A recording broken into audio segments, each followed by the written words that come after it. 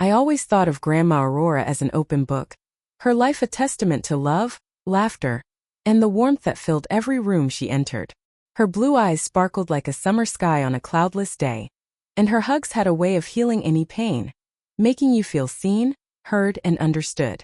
But little did I know, behind those twinkling eyes and gentle smiles lay a depth I could hardly fathom. It was on a crisp autumn morning, as the sunlight struggled to penetrate the gloom that had settled over our family, that I stumbled upon something that would change everything. Grandma Aurora had passed away, leaving behind a legacy of memories, stories, and a house that had been in our family for generations. As I wandered through the rooms, now empty and silent, I felt a sense of loss wash over me. It was then that I noticed an old wooden box tucked away in a corner of her study. It was adorned with intricate carvings and had a strange, almost mystical aura about it. I opened it, expecting to find some keepsakes or perhaps old letters. Instead, I found a worn leather-bound diary, its pages yellowed with age. As I gently opened the diary, a mix of emotions swirled inside me: curiosity, shock, and a deep sense of wonder. Who would have thought that Grandma Aurora, the woman who seemed to have lived a life so transparently, so full of joy and love, had kept such secrets? The entries began with notes about her childhood, her parents, and her siblings, but as I turned the pages, the stories grew more cryptic, hinting at a forbidden love, a hidden treasure, and a life marked by both profound sacrifice and immense courage. I felt as though I was holding a piece of her that I had never known existed. The realization hit me like a tidal wave. I didn't know my grandmother as well as I thought I did. And in that moment, I knew I had to uncover the rest of her story. Over the coming days, weeks, and perhaps even months, I'll take you on a journey through Grandma Aurora's hidden diary, a tale of love, loss, and the enduring power of the human spirit. It's a story of secrets kept, promises made, and the unbreakable bonds that tie us across generations. So let's begin this journey together, as we unravel the mysteries hidden within these yellowed pages, and discover the extraordinary life of Grandma Aurora. In the late 1930s, nestled in the heart of America, lay the small town of Willow Creek, a place where time seemed to stand still, where the air was sweet with the scent of blooming wildflowers, and the sky stretched out in endless blue. It was a community where everyone knew each other's names, and life moved to the rhythm of the seasons. For a young Aurora, this was her world, a world of simplicity and peace. Aurora grew up on a modest farm, surrounded by the people she loved. Her parents, hardworking and kind, tilled the land with dedication, teaching their children the value of hard work and the beauty of the earth. Thomas, her older brother, was a dreamer, with a passion for flying that shone bright in his eyes. He'd spend hours poring over books on aviation, imagining the day he'd soar through the skies. Lily, her younger sister, had a poetic soul, seeing magic in the simplest things: a dewdrop on a spider's web, the pattern of leaves on a tree. As for Aurora, she was a girl with a book always in hand, lost in the worlds of Dickens, Austen, and the Bronte sisters. Her imagination knew no bounds. She'd spend hours daydreaming under the shade of an old oak tree, her feet bare, her hair tied back in a loose braid. She had a sense of restlessness, a feeling that there was more to life than the rolling hills and familiar streets of Willow Creek. It wasn't a discontentment, exactly, but a yearning for something she couldn't quite name. The days blended together in a gentle routine. Mornings began before dawn, with the family heading out to tend to the fields. The air was crisp, filled with the scent of damp earth and growing crops. School was a simple affair, with one-room buildings and teachers who knew each child's story. Evenings were spent gathered around the radio, listening to news of a world beyond their own, or sitting on the porch, watching the stars twinkle to life. Despite the peace and contentment, Aurora couldn't shake the feeling that she was meant for something more. It was a subtle stirring, a quiet whisper in the back of her mind. She didn't know what it was or where it would lead her, but she felt it, a gentle tug on her heart, urging her to explore, to discover. In this idyllic setting, amidst the laughter and the love, Aurora's story was just beginning. A story of dreams, of choices, of love and loss. A story that would take her far beyond the boundaries of Willow Creek, into a world of its own. And though she didn't know it yet, her life was about to change in ways she could hardly imagine. As the summer of '39 waned, the warmth of the sun began to fade, and with it, the carefree laughter of the children in Willow Creek. The news from Europe, once a distant murmur, grew louder, seeping into our quiet lives like the chill of autumn. My grandfather, Thomas, would gather around the radio with the men, their faces aglow with excitement, talking of adventure and the possibility of serving their country. But my parents' faces were etched with worry, their eyes fixed on the radio as if willing the news to change. My mother would whisper to my father, "What if it comes here? What if it touches us?" Aurora, too, began to sense the shadows lengthening. She'd sit by the window, her eyes drifting beyond the fields, her mind aflutter with questions. What was this war, really? Why did it have to come to our doorstep? Her dreams of romance in far-off lands now seemed tainted, like a watercolor painting left in the rain. It was on one of these evenings, as the sky turned the color of smoke, that a stranger arrived in Willow Creek. He stepped off the bus, his military uniform a stark contrast to the overalls and sundresses of our small town. There was something about him that didn't quite fit, a sense of secrets kept in stories untold. His eyes scanned the street, as if searching for someone or something. And then they landed on Aurora. For a moment they just looked at each other. The air seemed to thicken, like the moment before a storm breaks. You could feel the electricity, the spark that arcs before a flame ignites. This was Elias, a young man with a mysterious past and a presence that commanded attention. He walked towards Aurora with a purpose, his strides long and confident. As he approached, the wind picked up, rustling the leaves, and I could almost hear the soft whisper of a forbidden promise. In that instant, I knew their lives were about to entwine in ways neither of them could have imagined. The war was coming with its darkness and its danger, and Elias's arrival was more than just a coincidence. He brought with him the scent of far-off battles and the whisper of secrets, drawing Aurora into a world where love and war would become perilously intertwined.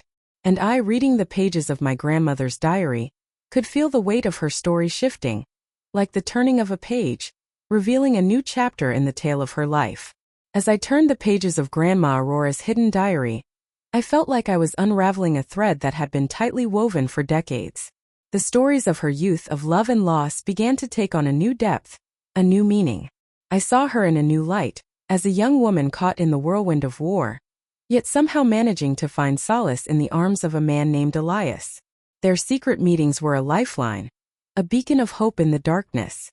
They'd steal away to the old barn, or lie together in the sunflower field, their whispers carried away by the wind. It was as if they'd found their own little world, hidden from the chaos that surrounded them. I could almost feel the warmth of their love, the gentle touch of their hands, the whispered promises in the dead of night. But Elias was not who he seemed. He was a German scientist, a deserter, driven by a mission to prevent a catastrophic discovery. He spoke of an artifact, an encryption device that could change the course of the war.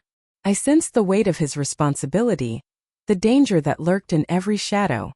His eyes, as described in the diary, held a deep sadness, a sense of foreboding. As Nazi agents began to appear in Willow Creek, disguised as civilians, the air grew thick with tension. Aurora felt it, Elias felt it, and I felt it, reading through the diary's yellowed pages. The once peaceful town was now a hotbed of suspicion and fear. It was only a matter of time before they'd close in on Elias, before they'd discover the truth. Elias revealed to Aurora that the artifact lay hidden in a secret labyrinth beneath the old church, a labyrinth crafted by his mentor, a clockmaker with a genius for secrecy. I pictured the dusty passages, the ancient symbols etched into the stone, the soft glow of a lantern casting eerie shadows on the walls. Aurora's transformation was nothing short of remarkable. From a passive observer, she became an active participant in Elias's mission. She showed a courage and resourcefulness I never knew she possessed. Her internal conflict was palpable, as she weighed the safety of her family against the love she felt for Elias. The diary became her sole confidant, a repository of her fears, her desires, and her growing determination. As I read her words, I felt a deep connection to this young woman, who'd lived and loved and sacrificed so much.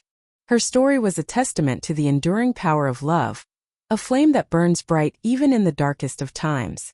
In those pages I saw the world through her eyes, a world of uncertainty and danger, yet also of hope and resilience.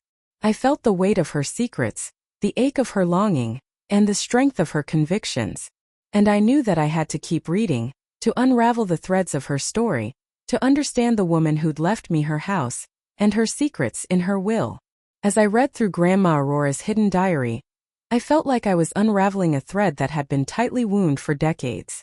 The entries grew more urgent, the words more desperate, as if she was racing against time to tell her story. Elias and Aurora had finally found the secret chamber deep within the labyrinth beneath the old church. The air was heavy with anticipation, thick with the scent of damp earth and decay. Their hearts pounded in unison as they pushed aside the cobwebs and creaking wooden beams, revealing a room that seemed frozen in time. The artifact lay before them, a small, intricately carved box made of a material that seemed almost otherworldly. Elias's eyes gleamed with a mix of excitement and trepidation as he reached for it. Aurora's hand brushed against his, a spark of electricity running through her veins. It was as if they both knew that their lives were about to change forever. But they were not alone. The sound of boots echoed through the labyrinth, growing louder with each passing moment. Nazi agents, their faces twisted with malice, emerged from the shadows. Elias and Aurora exchanged a glance, a silent understanding passing between them. They were ready. The confrontation was chaotic, a maelstrom of gunfire and screams. Aurora's knowledge of the labyrinth proved invaluable as she dodged and weaved, using the narrow passages to her advantage. Elias fought with a ferocity that bordered on desperation, his eyes locked on the agents with a fierce determination. Yet, despite their bravery, they were vastly outnumbered. Elias took a bullet to the shoulder, his face contorted in pain. Aurora rushed to his side, her heart racing with fear. He looked up at her, his eyes filled with a deep sadness. "Aurora, I'm sorry," he whispered, his voice barely audible over the din of battle. With a Herculean effort, Elias pushed himself to his feet, the artifact clutched in his hand. He handed it to Aurora, his eyes burning with an unspoken message. You must keep it safe," he urged, his voice growing weaker. Aurora took the artifact, her fingers closing around it like a vice. Elias's eyes locked on hers, a deep well of love and sacrifice shining within them. "I love you," he whispered, his voice a mere breath. And with that he pushed Aurora towards the exit, his body shielding her from the hail of bullets. She felt a searing pain, a sense of loss that threatened to consume her. As she stumbled through the dark passages, the artifact clutched to her chest. Aurora felt Elias's presence around her. His sacrifice would not be in vain. She would carry his legacy forward, no matter the cost. The diary entries grew more sporadic after that, as if Grandma Aurora was trying to process the enormity of what had happened. But one thing was clear. Her life's mission had been forever altered. The artifact, now a symbol of Elias's ultimate sacrifice, had become a beacon of hope in a world torn apart by darkness. As I closed the diary, I felt a sense of awe at Grandma Aurora's courage. Her story was a testament to the power of love, a reminder that even in the darkest of times, there is always a choice to be made. And I knew that I had inherited not just her house, but her legacy. A legacy of love, sacrifice, and determination. As I emerged from the labyrinth, the darkness seemed to swallow me whole. The rain-soaked night air clung to my skin like a damp shroud, chilling me to the bone. I stumbled forward, my legs trembling beneath me, as if they too felt the weight of the world I now carried. The artifact, a small metallic box, felt heavy in my pocket, a constant reminder of the price Elias had paid for me. I returned home, my heart shattered into a million pieces. The familiar walls of my family's farmhouse seemed to mock me, their warmth and comfort a stark contrast to the cold, dark reality I now faced. My parents and siblings, oblivious to the depth of my pain, welcomed me with open arms, concern etched on their faces. But I couldn't bring myself to meet their gaze, couldn't find the words to express the anguish that threatened to consume me. The days that followed were a blur of tears and solitude.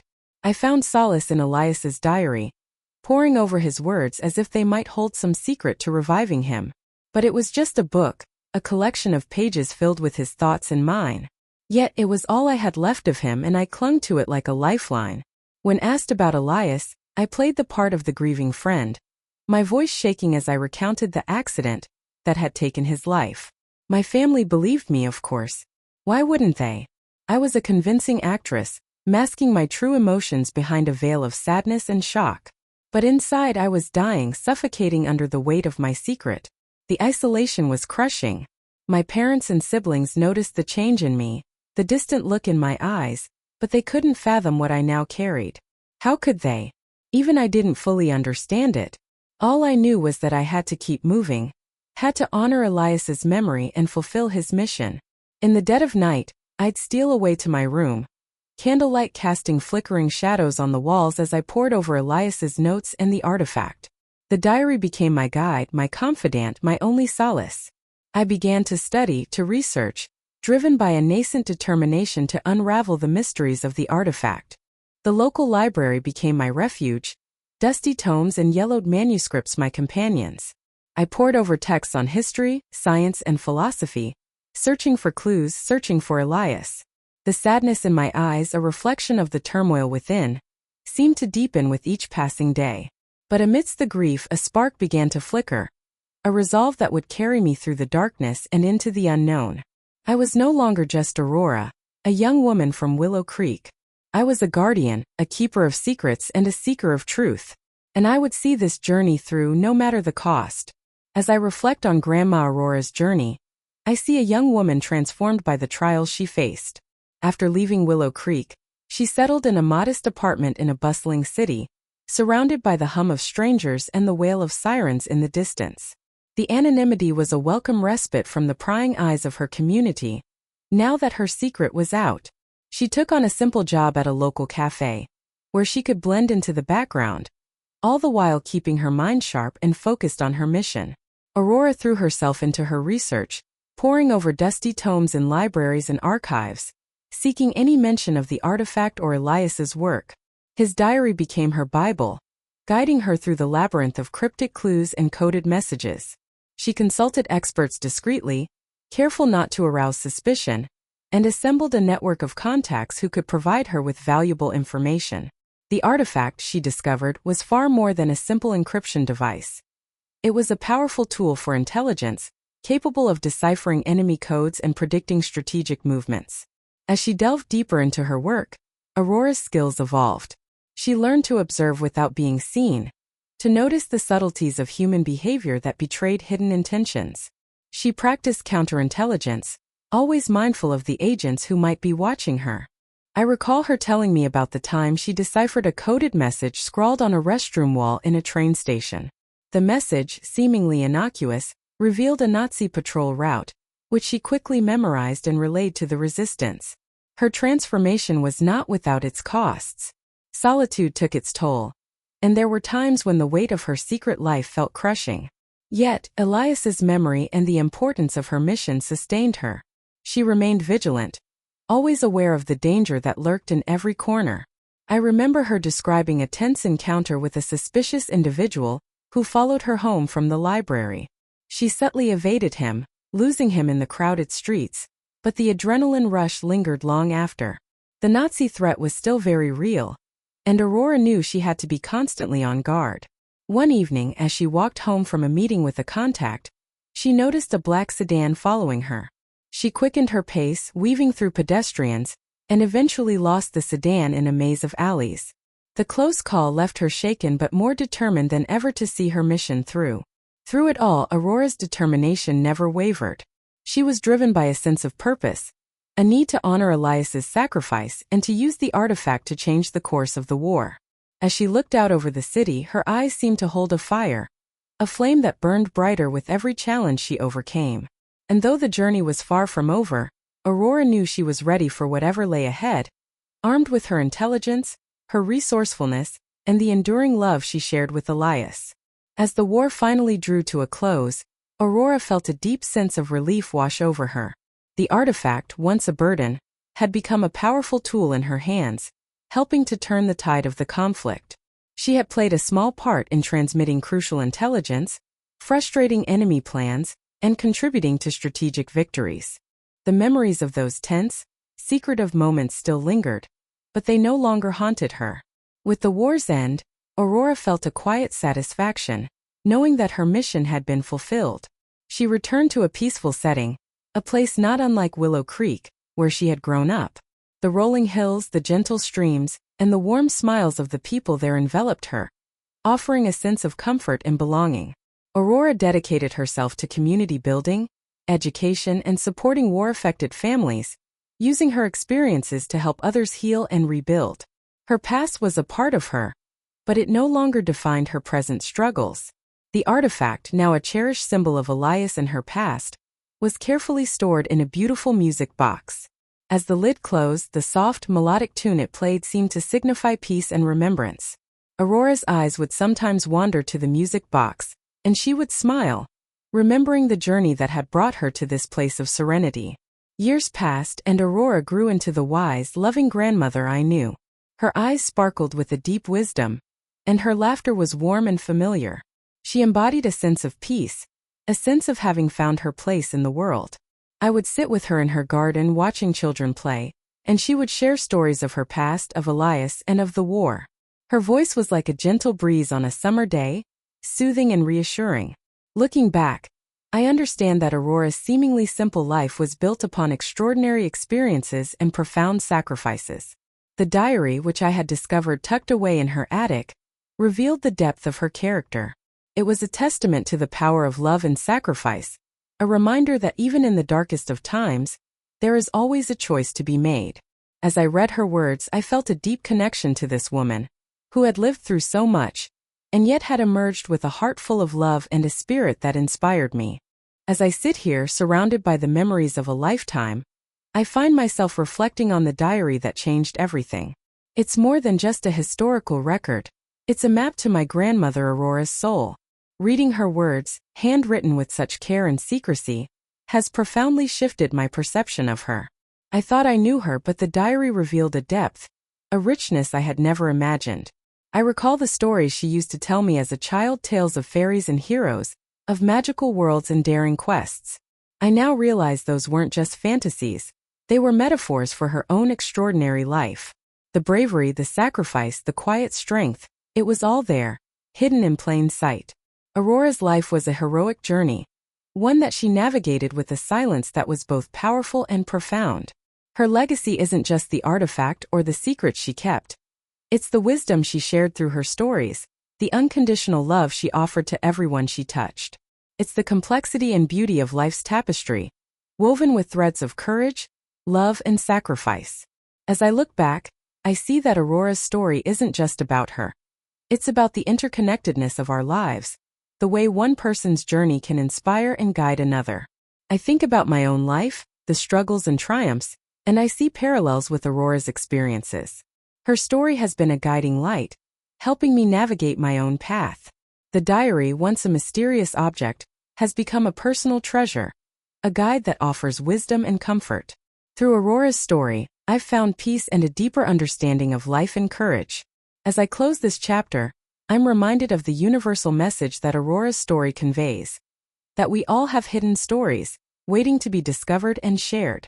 It's a call to explore our own lives, to uncover the extraordinary within the ordinary, and to pass it on to those who come after us.